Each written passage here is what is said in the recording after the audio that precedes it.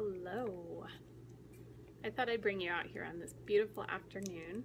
What I'm doing is I am cutting colostomy wafers. So I am a nurse. My background is in spinal cord injury, nursing, traumatic spinal cord injury, and rehabilitation. I got my master's degree and I'm about to complete my doctorate degree in May. Today I'm just getting started on these videos. My fiance and I have a unique story to tell. He happens to be a quadriplegic. He broke his neck 15 years ago in a mountain biking accident. He's injured at C6, and so he's paralyzed from his chest down. It's been a long road for him. He's completely independent. He takes care of himself despite he does have paralysis in his arms, and so his triceps have some impairment. His biceps also have a little bit of impairment. He has full function in his deltoids. His shoulder muscles are fully functional, and then of all the muscles in his arms, it's kind of patchy, and then not full function in his hands, although he does have kind of a grip because of a tendon transfer surgery that he had. I've learned more from him than I did from nursing school to see the strength of the human spirit. My husband has colostomy. One of the worst parts of a spinal cord injury is what's called neurogenic bowel. It's one thing not to be able to walk again. People learn to use the function that they have. So if they still have shoulders, to use their shoulders. If they still have arms, use their arms. If they still have their mouth, to use their mouth and take over for what's lost. So the only other thing is bowel and bladder.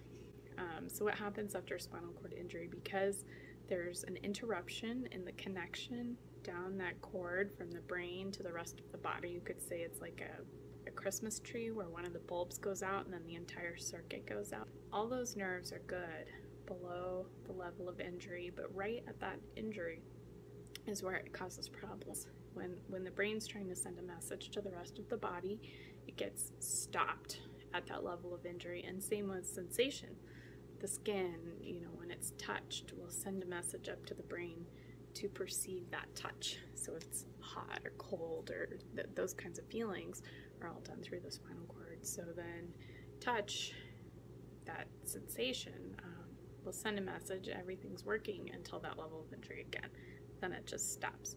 In terms of bowel and bladder, my husband has opted for a colostomy, and he's had it for a long time, but it makes it easier for him, and it's been great for me as well.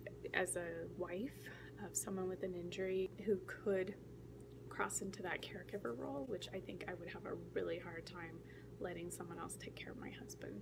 He takes care of himself, but I do help every now and again, and I would want to be the person that helps him. Getting back to the issue at hand, he needs wafers, and then he needs bags. So the bags clip on here, and he uses bags that don't like clip on the bottom where you have to like empty everything out.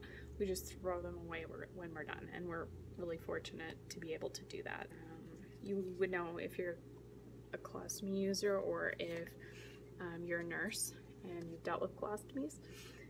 This area here has measurements, and this is kind of how it comes, and stomas are different sizes on different people. So that's kind of where the bowel comes out onto the abdomen, and it'll form what's called a stoma.